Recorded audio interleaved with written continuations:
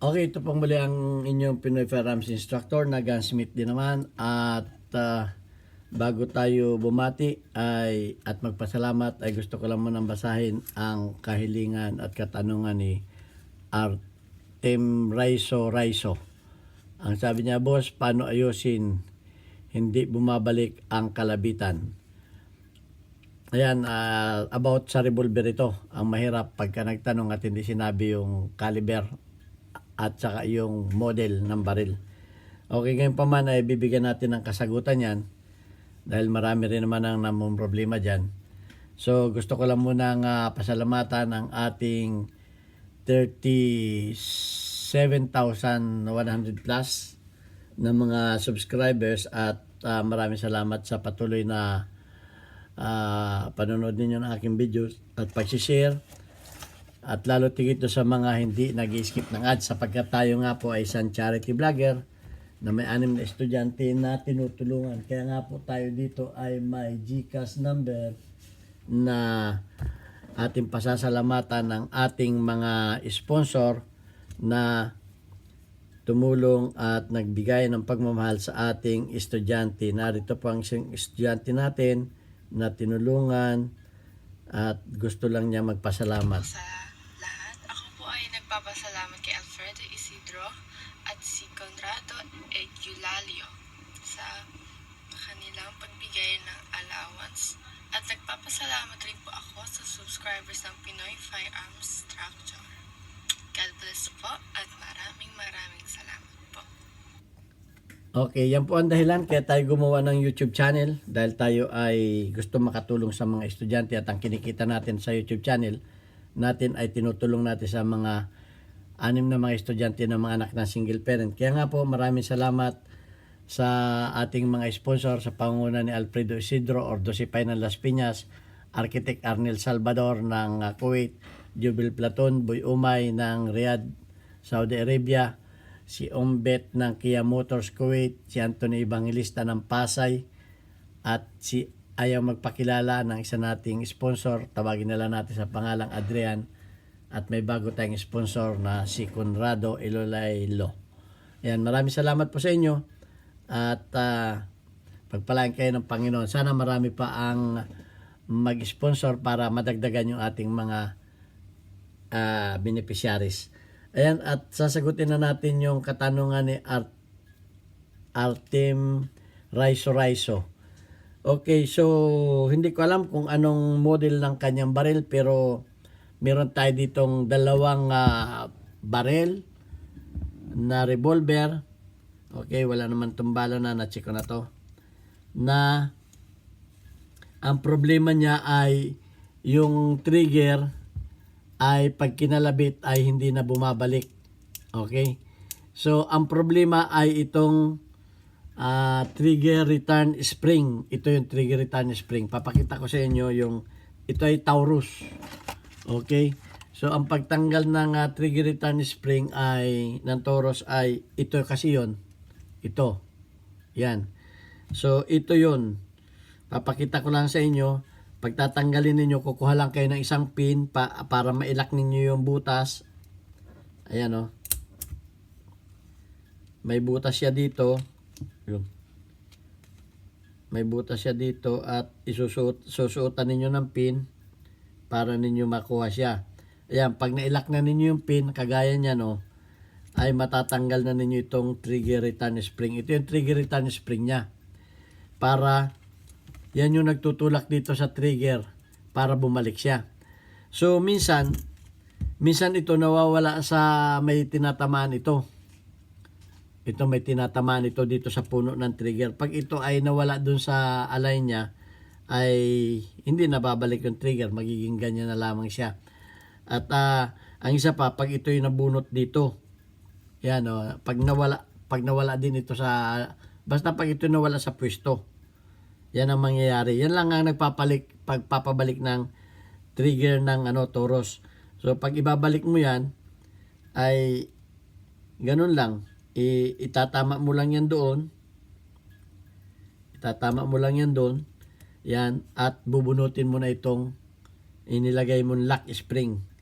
Okay? yung lock ng spring niya, bubunutin mo na lang yung pin na nilagay mo ito. Ayan, pag nabunot mo na yan, babalik na yan, oh. Sisipain na yan.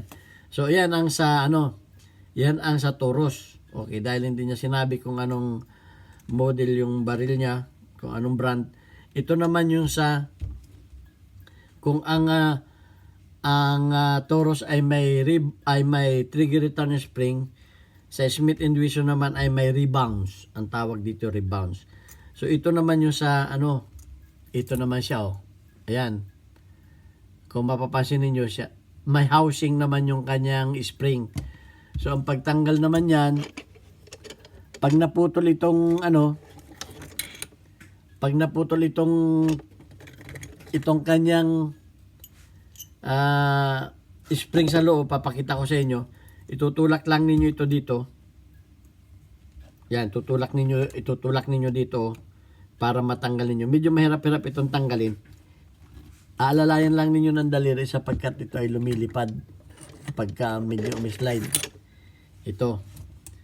So, itataas lang ninyo ito, susungkitin ninyo dito. Yan, tutulak lang ninyo ganun.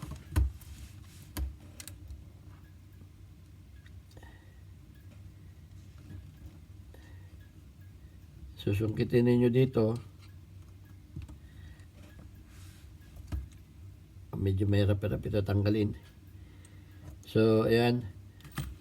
Anuhin ninyo yung spring. Tutulak ninyo yung spring doon. Ito.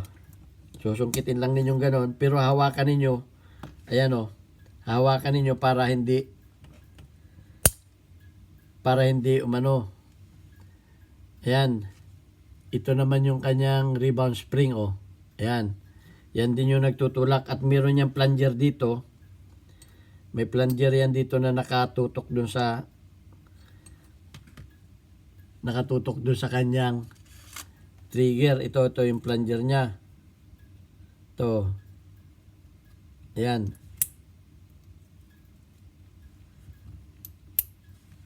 Ito yung plunger niya. O ito. May plunger siya dito. Yun, hindi na natin matanggal.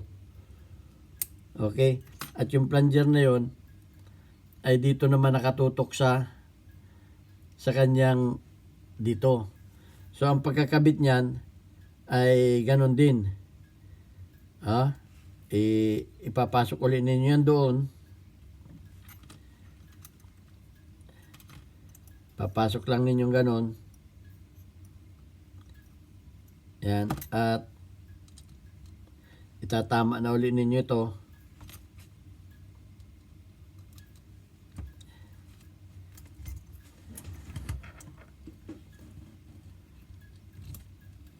Yan, dapat nakaganyan.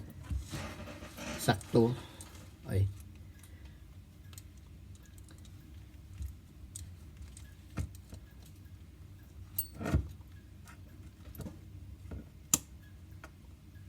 Pagkatapos ay tutulak ninyo yung spring at ibabalik ninyo sa dati. Okay? Kukuha kayo ng pantulak dito. Yan. Alalayan ninyo.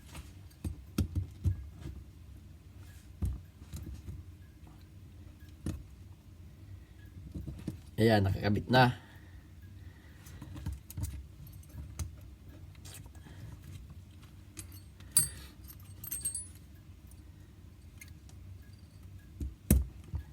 Yan, ganun lang.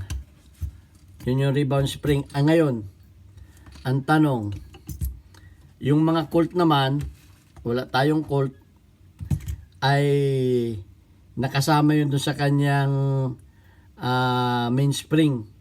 So, kung nakakita kayo ng ganitong itsura, to, papakita ko sa inyo. Kung may nakita kayong ganyang itsura na spring, yan ay paltik. Yung spring na yan ay nakasakay dito sa kanyang hand. Yan o, tingnan ninyo yan dyan. Nandyan. Pagkatapos, ayan ay nakaganyan dyan. At yung dulo ay nandito, yan ay paltik. Itapon na ninyo. Huwag na kayong magbaril kung paltik. Dahil madidisgrasya kayo. Ayan, yan ganyan ang paltik. O yan. Kaya sinabi ko na sa inyo, Yung problema na yan ay problema yan ng mga paltik. Ganyan ang itsura ng mga paltik. Kung ganyan ang itsura ng inyong mga trigger-return spring, ay itapon na ninyo yung baril ninyo. Dahil yan ay paltik. At hindi ako nagre-recommenda, okay? Inulit ko, hindi ako nagre-recommenda na magbaril kayo ng paltik. Kaya itinapi ko ito para malaman ninyo ang itsura ng paltik. Ang spring niya ay inikot lang, ginawa na ganito, spring, inikot, pagkatapos ay inilagay dito, yan, inilagay dyan, pagkatapos itong hand na to ay nilagyan ng sabitan dyan, yan, nilagyan ng sabitan yan dyan, yan, para, ito kasi ang nagpapabalik ito, itutulak niya yung hand, pababa, para itulak naman niya itong trigger, paabanti. Okay, nakita ninyo yung ano, ito ay kinopya nila sa Colt dahil sumikat ang Colt ay kinopya niya dahil ito ang pinakamadaling gawin sa mga paltik, yan ganyan ang paltik. Ano? Yan, pinapaliwanag ko sana sa inyo ha. At kung ganito ang itsura ng inyong spring, yan ganyan. Ha? Ganyan, nakaganyan siya diyan. Nakasabit doon, yan ay paltik. Kaya sorry ha, disclaimer sa mga gumagawa ng paltik. Dati rin ako gumagawa ng paltik. Ay sinabi ko nga na magagawa ninyo yan, maayos ninyo, pero maraming lumalabas na mga sira at pwede kayong ilagay sa alanganin. Hindi 100% na reliable. Ang mga paltik po ay disposable. Pag nakaisang karga yan ay naglalabasan ng mga sira niya. Dahil yan ay pinaputok lang ng mga 1-2 beses, i-dispose na yan. So ayan. At disclaimer lang, huwag kang na magagalit sa akin yung may mga ganyang baril. Dahil ako dati ay maraming ganyan. Okay, ito ang inyong Pinoy-Firearms Instructor. Nagpapayo lamang ako sa inyo. Nasa sa inyo naman ang choice. Kung susundin ninyo ako, at kung hindi naman ay okay din lang. So, may nagpapa-shoutout lang, si Ming. Shoutout daw sa Paranaque Shooters and Gun Enthusiast sa pangunguna ni Alan Byron. Alan Byron? Okay yan, mula kay Ming. Yan, matagal na nagpapa-shoutout yan. At, okay, hanggang dito na lamang. At God bless us all. Okay, shout out kay wag na yun. Shout out sa ating mga baser. Thank you very much. Tayo po hindi nakikipagmagalingan. Kung hindi ako magaling sa tingin ninyo, okay rin lang sa akin. God bless us. Thank you very much.